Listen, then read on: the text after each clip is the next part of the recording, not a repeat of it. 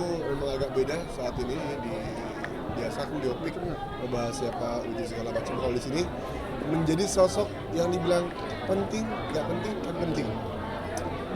Nah gimana coba? Dia seorang sipir yang menjadi sahabat Buya dalam lapas. Dia dan teman-temannya orang yang menangkap Buya, yang bawa Buya ke dalam penjara, kemudian eh, kemudian emang si Dadang ini, sipir ini ternyata dia menyimpan sesuatu dalam hatinya, itu apa kekaguman dalam hatinya kepada Buya Hamka, dan pada akhirnya dia adalah saksi terjadinya tafsir Al-Azhar yang dibuat oleh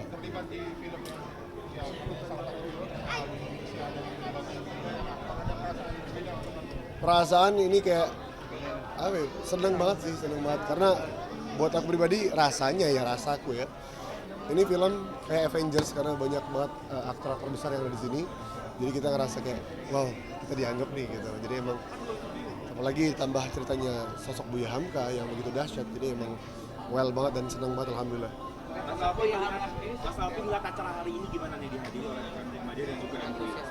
Antusias Masya Allah hari ini senang ngeliat dari Muhammadiyah, dan bukan cuma Muhammadiyah kayaknya MUI juga datang, dan ini kita menunjukkan bersama-sama kita pengen apa mencetak atau melahirkan the next Buya Hamka lainnya. Banyaknya dukungan tidak hanya dari Muhammadiyah, juga dari pemerintah daerah, pemerintah seperti apa menteri juga kemarin. Ya ini kayak kita ngerasa nih film bukan sembarang film kayak yang ini sekarang ini ya, yang biasa kita mainkan, yang biasa kita perankan. Ini film Buya Hamka kayak nggak sembarangan karena melihat antusias dari seluruh beberapa kota di Indonesia, pemerintah begitu dahsyat. Syukur banget sama Allah tuh, alhamdulillah Allah makasih banyak, dan ini saatnya kita bersama-sama melestarikan seorang Buya Hamka. Jangan lupakan beliau adalah orang hebat, orang dahsyat yang memberikan perubahan kepada Indonesia. Di mata Abi seorang Buya Hamka seperti apa? Buya Hamka sosok yang hebat dan aku idola. Sempat menjadi idolaku karena beliau memiliki trigger inisiasi dalam pikirannya yang diterapkan di Indonesia dengan tulisan, dengan pergerakan, dan itu yang menjadi cambuk untuk aku. Ditambah beliau ketika wafat, beliau wafat dalam keadaan senyum. Nah ini merupakan inspirasi juga nggak sih? Karena kan Abi sendiri kan sedang menjalani hijrah. Waduh, hijrah berat sih ya bahasanya ya. Aduh, aku boleh lurusin ya. Aku bukan hijrah tapi aku lagi belajar.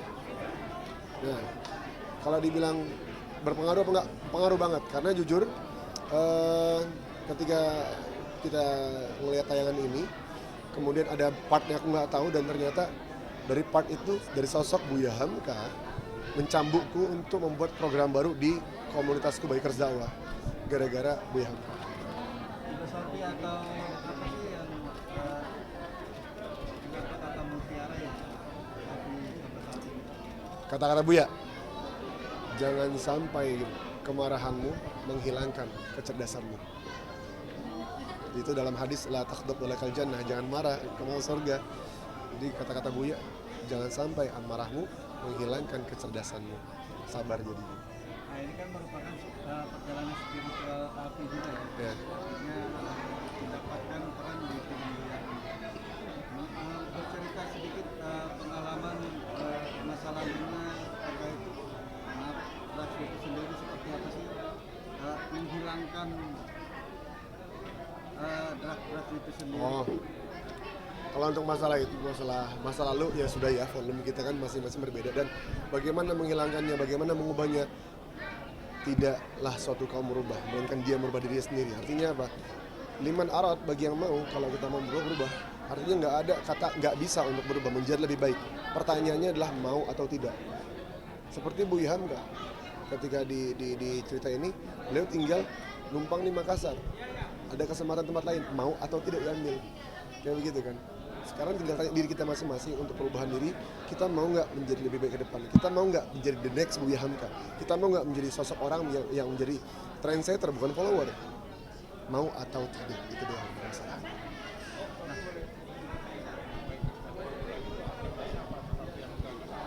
Ya, penggagasnya alhamdulillah saya dari wasilah daripada guru kami Al Habib Umar bin Muhammad bin Salim bin Hafid, dan kegiatan dakwah kami sama seperti Buya Hamka. Buya Hamka lewat tulisan, lewat koran. Nah, kami berdakwah lewat motor. Kegiatannya apa? Hari Senin kegiatan kami ada rakap, Riders Kaji Kitab. Selasa Rabu ada barbecue, bikers baca Iqra Quran. Setiap Sabtu minggu kedua ada kopdar. Setiap minggu keempat ada subuhan morning ride. Setiap 3 bulan sekali ada sajam. Safar jelajah alam. Setiap Ramadan itu ada rajam, Ramadan jam malam. Gara-gara nonton film kita bikin film Buya Hamka, ada tergerak kita bikin program baru di Ramadan ini namanya Bikers Dakwah Sekolah Lagi.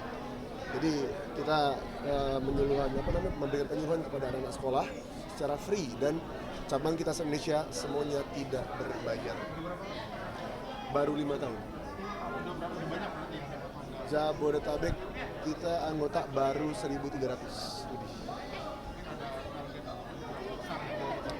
Tujuan besar sama seperti Buya Hamka. Tujuan besarnya adalah bagaimana seluruh umat manusia matinya husnul khatimah. Kenapa? Perjalanan spiritual saya berat, kamu nggak akan kuat. Ya dibilang berat, susah. Tapi ya ini jalan yang kupilih dan aku harus tanggung jawab dengan pilihanku dan mudah-mudahan seperti Buya Hamka, lagi-lagi seperti Buya Hamka, mudah-mudahan ketika aku wafat nanti ini bisa jadi trigger untuk orang banyak insya Allah. Ini film yang luar biasa dan pantas untuk ditonton ya, oleh semua kalangan. Ya. Apalagi sosok Buya Hamka itu sosok yang multifungsi ya. Beliau itu ulama, ya. Beliau itu juga sastrawan dan dalam perjalanannya beliau juga adalah seorang politisi. Cukup banyak pelajaran yang bisa diambil dari film Buya Hamka. Apalagi yang ini baru volume yang pertama ya. Tentu nanti di volume kedua, volume ketiga itu akan lebih banyak lagi cerita-cerita yang pantas kita ambil sebagai uswah ya, sebagai uswah hasanah, sebagai contoh teladan bagi kita semua, bangsa Indonesia, umat Islam. Saya kira perlu untuk menonton film ini. Saya kira itu.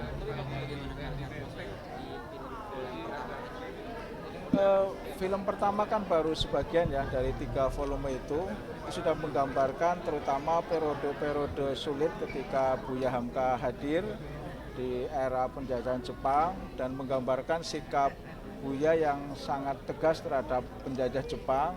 Memang tadi ada cerita yang agak mengganggu tentu bagi sebagian yang membaca gaya Buya yang mencoba untuk lentur di dalam berhadapan dengan Jepang, tapi itu semata karena strategi dakwah saja. Tapi ketika kemudian Jepang ternyata tidak komitmen dengan apa yang disampaikan di awal, maka Buya pun mengambil sikap yang sebaliknya.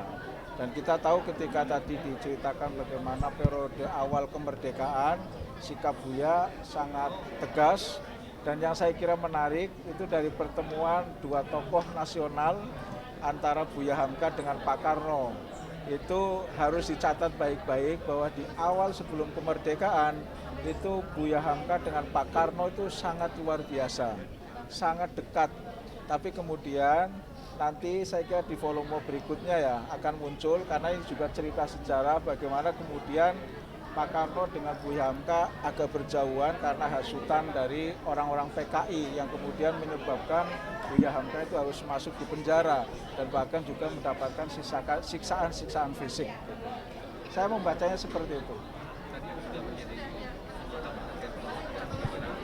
seorang Buya Hamka melakukan cita-cita, kemudian juga perhatiannya pada anak-anak, seperti apa Bapak memandang Buya Hamka sebagai yang lain. Ya saya kira ada catatan yang cukup menarik ya, terutama bagi bapak-bapak sekalian ya. Itu cukup menarik dan cukup jenaka bagaimana ketika Buya ditawari untuk berpoligami, tapi tegas dijawab oleh Buya Hamka untuk tidak melakukan poligami itu, dan dengan pembenaran ayat yang sama yang sering dijadikan sebagai pembenar untuk melakukan poligami. Buya Hamka kemudian menutup nukilan ayat yang paling akhir, fa in khiftum alla ta'dilu fa wahidah. Dan itu yang kemudian dijadikan sebagai pembenar bagi Buya untuk tidak melakukan poligami. Jadi bukan masna wa sulasa wa ruba'nya, tapi fa in khiftum alla ta'filu fa wahidah, itu yang kemudian dijadikan pembenaran bagi Buya untuk tidak melakukan poligami meskipun ditawari. Dan istrinya juga saya kira cukup paham bahwa resiko punya suami seperti Buya Hamka, tentu ada salah satu tantangannya ya soal kemungkinan berpoligami, tapi kemudian sikap Buya itu sangat tegas tidak mau berpoligami. Kira Buya Hamka yang tadi saya sampaikan, Buya Hamka itu punya spirit yang luar biasa dalam konteks pemahaman keagamaan ya. Ini penting juga bahwa siapapun anak muda yang apalagi misalnya muslim itu kan terus punya lah landasan dalam konteks beragama.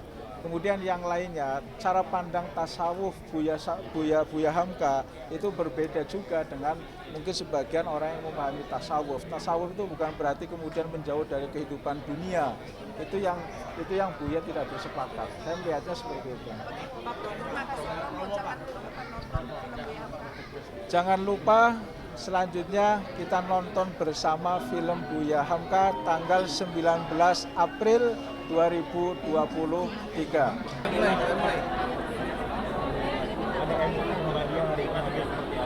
Iya, alhamdulillah ini rezeki dari Allah ya, karena kami mendapat support langsung dari keluarga MUI dan keluarga Muhammadiyah di tengah waktu ibadah kami semua di 10 hari terakhir ini. Di 10 hari terakhir ini, tapi keluarga Muhammadiyah dan keluarga MUI mensupport. Ini adalah rezeki yang luar biasa untuk kami dan terutama untuk Star Vision dan juga Falcon. Terima kasih. Sama-sama luar biasa. Selamat atas gala premier untuk film Buya Hamka. Saya Profesor Amani Lubis, Ketua Majelis Ulama Bidang Perempuan, Remaja dan Keluarga, dan menyaksikan film ini bersama dengan rekan-rekan di Majelis Ulama dan masyarakat semua. Saya kira penting film ini ditonton oleh semua bangsa Indonesia karena ada nilai agama di dalamnya, nilai perjuangan, nilai kemerdekaan, nilai pendidikan, sehingga dan nilai seni tentu ya, karena Buya Hamka juga penulis dan pujangga sastrawan gitu. Jadi ini sangat penting untuk ditonton semua. Mudah-mudahan semua film 1, 2, 3 sukses. Terima kasih dia dan semua Ibu melihat istrinya Mbak Rodia gimana? Oh iya, kayak orang tua beneran. Istri yang soleha, yang memberi dukungan penuh sama perjuangan suaminya. Cocok dengan Luar biasa. Itu pemeran Buya Hamka.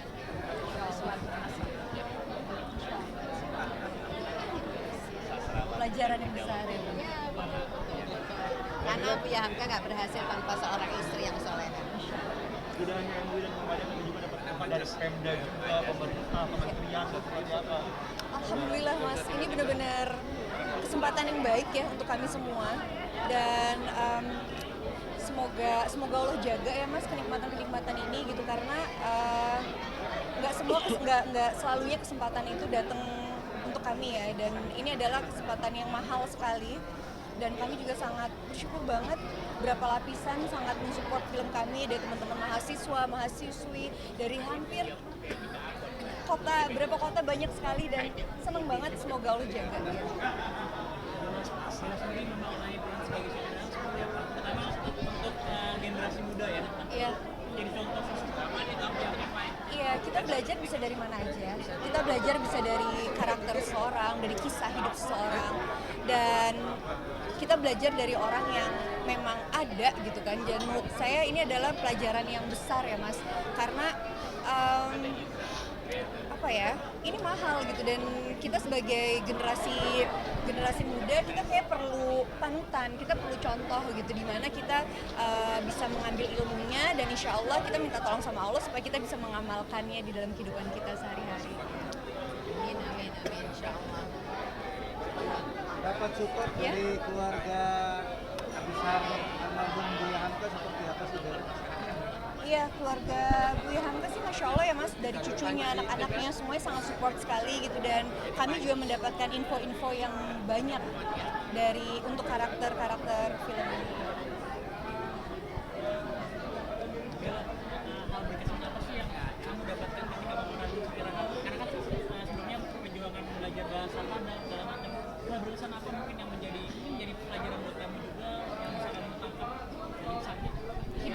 perjuangan ya Mas. Hidup itu penuh perjuangan. Siapapun kita, apapun kita nggak harus jadi pejuang negara gitu. Cuman kotak apapun kita, mau kita jadi istri, mau kita jadi anak, kita jadi suami, mau kita jadi apapun, kita tuh emang harus berjuang gitu. Karena perjuangan tuh ternyata hasilnya tuh indah gitu, dan hidup tuh ternyata nggak sesimpel itu gitu. Semua tuh hidup kita memang perlu perjuangan, dan kita perlu cinta untuk menjalankan perjuangan itu.